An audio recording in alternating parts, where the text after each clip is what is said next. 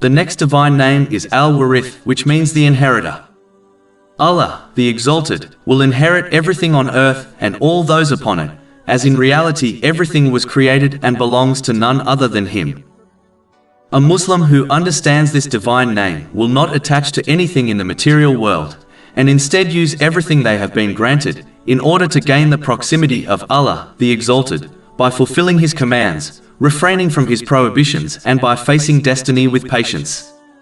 If Muslims use the things they possess according to their desires, such as their wealth, they will become a burden for them in both worlds, and they will ultimately lose the things during their life or when they die.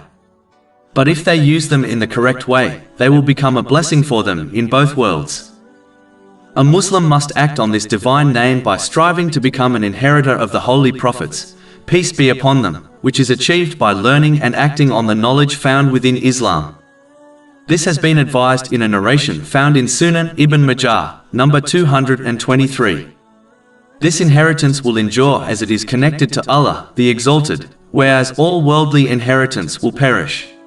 Over 400 free ebooks, audiobooks, infographics, podcasts and blogs available on our website, www.shaykhpod.com.